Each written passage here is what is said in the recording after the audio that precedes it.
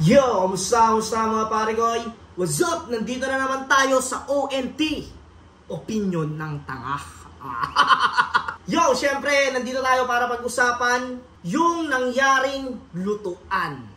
Yung nangyaring lutuan sa flip top sa laban ko kay St. Ice. Syempre, kailangan nating sabunin ang tatlong judges. Fruz, Plasma, tsaka Gorion Talas. Siyempre, uunahin natin ay si Plasma. Kung bakit hindi ako binoto ni Plasma? Dahil... Hindi, joke lang.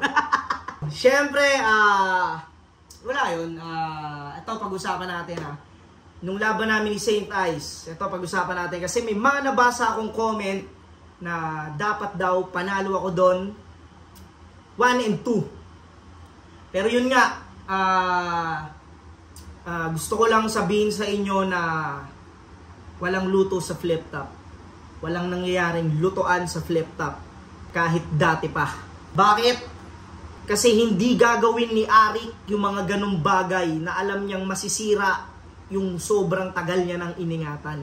Tingin nyo ba tatagal ng ganyan yung flip top kung may nangyayaring dayaan o kung ano mang sinasabing lutuan? Eto, disclaimer lang, no. Gusto ko lang din mag-thank you sa mga nagsasabi na para sa akin daw dapat yung battle na yon. Pero gusto ko lang din i-share yung side ko para sabihin na walang nangyaring lutuan, Kasi sinasabi nila doon na dapat daw sa akin yun dahil sobra sa oras si St. Ice. Sige, dito muna tayo sa time limit. Pag-usapan natin tong time limit. May time limit na nilalagay si Arik doon, di ba nakikita naman natin? Dapat sinusunod daw yon, yung time limit na yon. Pero kasi bago pa mag-umpisa yung, nung kabibigay pa lang sa akin ni Arik si St. Ice, nagtanong agad ako. Kasi alam ko si St. Ice madalas sobra siya sa oras. Hindi talaga siya sumusunod doon sa time limit. Nagtanong ako kay Arik, Boss, stricto ba sa time limit ang isa buhay?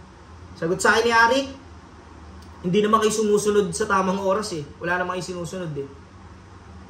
Ibig sabihin, binibigyan din ako ni Arik ng karapatan na hindi sumunod sa oras na yon. Kasi wala naman daw sinusunod. Kumbaga, open si Arik, lumagpas ka o hindi, okay lang, hindi ko puputulin yan.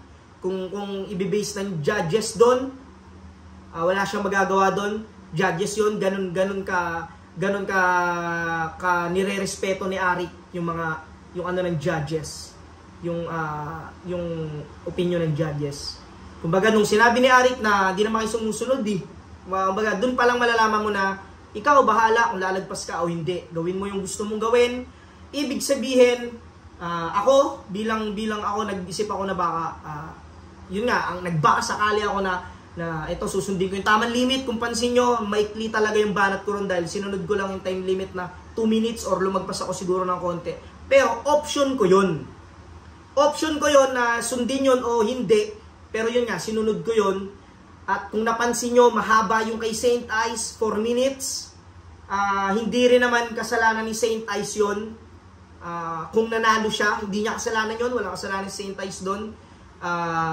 Ginawa niya lang din yung gusto niya gawin at yun nga, dun pumapasok yung sinasabi na dapat stricto sa oras. Pero nung sinabi sa akin ni Arik yun, may pagkakataon din ako kung gusto kong gawin lumampas o hindi. Ibig sabihin, dun pa lang sinabi na ni Arik na pwedeng may mga mangyari na hindi mo inaasahan o pwedeng lumampas sa oras si St. Ice, tas pwede siyang manalo kahit lagpas siya sa oras. Kumbaga yun yung ano nun na hindi naman kayo sumusunod Kumbaga yun yung pinaka ano niya. Pero para sa akin malaking bagay din yun na ginawa ni St. Ice yung gusto niyang gawin. Kumbaga ako ginawa ko yung dapat niyang gawin, ginawa niya rin yung dapat niyang gawin at yun, yung time limit talaga madalas hindi siya nasusunod para sa akin at hindi naman yung issue para sa akin kung maikli ako sa oras at kung mahaba oras niya. Kasalanan ko na yon kung sumunod ako sa oras. Kasalanan ko na yon kung ano na yon. At si St. Ice ginawa niya lang din yung part niya. Kaya yun, sa mga nagsasabi na dapat para sa akin yun, Salamat, pero yung sa part ko para sa akin, yung time limit, kahit dati pa hindi talaga siya totally nasusunod, pero nirerespeto ni Arik yung mga MC na bumabanat pa, hindi niya pinuputol kagaya ng dati, dahil syempre pinaghirapan ng tao yun eh. Pinaghirapan ng tao yun, gusto niyang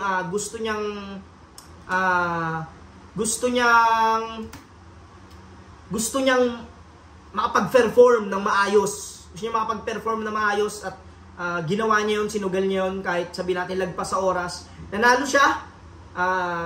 Yun yung isang maganda sa ginawa niya. At kung ako man ay hindi man ako, sumunod man ako sa tamang oras, tatalo ako, kasalanan ko na yun. Pero yun nga, para sa akin ay hindi talaga issue yung oras. Kumbaga, ang inaano ko dito ay walang issue doon sa time limit.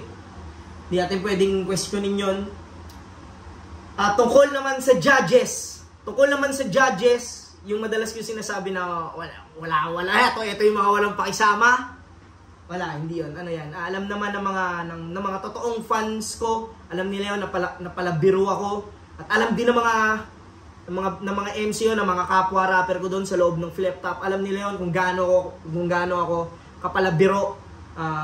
On cam o off cam, kung gaano ako kaloko-loko. Alam nila yun. Yan, si Kuya Plus, si Gorion Talas, si Fruz. Halos lahat naman. Lahat alam nila yun kung gaano ako kaloko-loko. Kwento ko lang din sa inyo nung backstage. Nakita ko si Kuya Plus doon, binati ko siya. Hoy! Hindi mo ako binoto Tapos nandun si Sayad. Tawa si Sayad doon kasi parang nagulat si Kuya Plus. Sige, ano muna natin kay Kuya Plus, kasi marami nagsasabi na kasi tinalo ko daw si Kuya Plus kaya sinasabi nila hindi ako binoto. Hindi yun eh. Alam nyo ba nung laban ko kay Zendlo, isa si Kuya Plus sa bumoto sa akin. Ibig sabihin, may time, dun pa yung time na tinira ko ang uprising. Pero binoto ko ni Kuya Plus. Yun. Para sa akin, kumbaga burahin nyo sa isip nyo yung parang, ako syempre, walang paisama, pero hindi, pare, walang bahid na kahit anong yan. Para sa akin, hindi yun. Gusto ko lang sabihin sa inyo na hindi ganun si Kuya Plus. Love ko yan, si Kuya Plus, love ko yan, alam niya yan, na kahit yun nga, sabi ko sa inyo, manalo o matalo, wala akong pinagsisisihan lagi sa ginawa ko. Masaya ako doon. At yun, yung kay Kuya Plus, gusto ko lang sabihin sa inyo na hindi ganun si Kuya Plus. Love ko yan. At wala yun sa battle na nangyari sa amin dati, hindi yun. Kay Goryong Talas naman, dahil daw dun sa tinira ko daw siya doon nung laban ko kay Zendlo, dahil tinira ko daw yung uprising dahil sa palaman. Wala yun, hindi yun, dahil isipin nyo, minsan kahit nung laban ko kay Plasma parang inasar ko din si Goryong Talas doon, yung tungkol sa sabon din. Pero wala naman akong narinig na may mga naging battle pa si Plasma na si Goryong Talas, may mga dumating pa siyang laban pagtas ng laban namin ni Plasma. Wala naman siyang, di naman niya ako dinis pabalik, o wala naman siyang pinost o ano. Kumbaga, wala. Alam din naman din nila kasi na normal yun sa battle. Kasama yun eh. Grupo nila yun pricing Grupo nila yun, kumbaga. Parang alam din nila na darating talaga sa point na pwede silang madamay or matira sa isang battle. Alam niya na yun, alam ng uprising yun, alam ni Goryong Talas yun.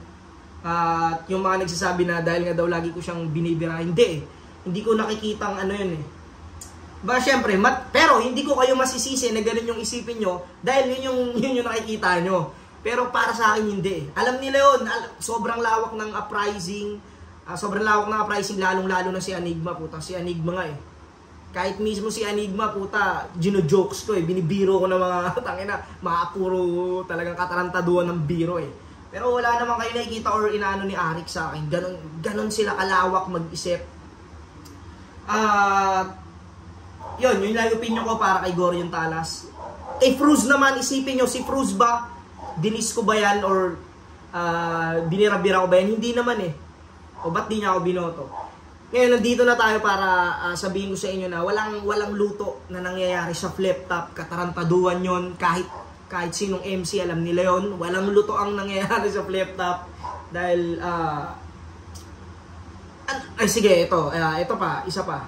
Pag ba ang judges hindi niya binoto yung hindi niya trip yun, hindi niya binoto yun, may mapapala ba siya? Wala naman hindi naman siya bibigyan ng TF ni Aligma wala naman siya matatanggap dun wala siyang benefit na makukuha dun sa pag hindi niya pagboto sa isang MC ayaw niya. Wala siyang makukuha dun. Hindi ginagawa ng matinong MC yun o ng iyaking MC yun. Hindi ginagawa yun. Walang gano'n sa flip top. Kahit ako mismo, minsan may mga nandidis sa akin sa battle. Pero, normal yan. Nandiyan ka Basta sa battle wag lang sa labas ng battle. Pero sa battle, normal yun. Naabutin at aabutin ka dyan. Yung mismong presidente nga, inaabot ng lait Kumbaga yun yung gusto kong sabihin sa inyo. Pero gusto ko pa rin magpasalamat na na-appreciate nyo yung ginawa ko. Yung kumbaga nagtry akong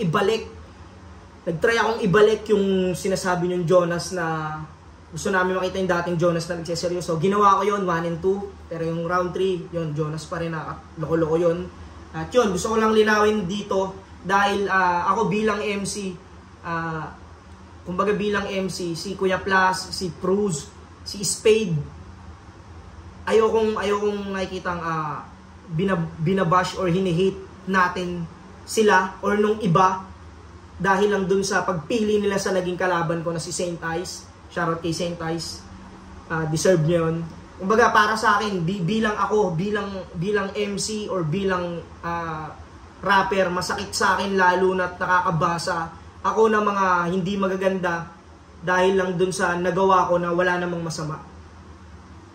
Yun yung ako kaya kaya ginawa ko din tong video na to para sabihin sa inyo na walang lutuan sa flip top at may kanya-kanyang gusto lang talaga. Siguro nung gabi na yun, hindi talaga yun yung hinihintay nilang Jonas para sa kanila. Iba yung nagawa ko. Yun, may bumoto rin naman sa akin shoutout kay paring Husky at kay 3D. Yun, sila yung nagkaroon ng interest doon sa ginawa ko at meron 3 sila Kuya Plus na hindi. Pero nire-respeto ko yun dahil mga tol, hindi laging panalo sa laban. Hindi magiging laban yan kung hindi ka matatalo o hindi ka mananalo. Hindi yan laban. Ang tawag lang dyan kapag hindi ka natatalo or hindi ka nananalo, exhibition lang. Kaya nga siya battle tol, may kailangan matalo at may kailangan manalo. Kailangan mong tanggapin yun bilang mandirigma ka. Isipin nyo si Pacquiao nga sobrang galing sa suntukan ni Pacquiao. Puta, nakatulog pa rin siya, pinatulog pa rin siya ng kalaban niya dahil puta, panahon niya yon para matalo. Kumbaga nagkakaroon din ng panahon kung akala nyo hindi ako matatalo ako. Pero gusto ko magpasalamat sa mga naniniwala sa akin at sa mga hindi. Gusto ko kayong pasalamatan lahat. Maraming salamat. Hayaan nyo sa susunod na sampa ko, gagalingan ko pa rin at yun, suportahan pa rin natin lagi ang mga battle MC sa flip top. At yun, abangan nyo yung mga susunod na laban. Hanggang dito na lang mga pare ko, hanggang sa muli. Peace out.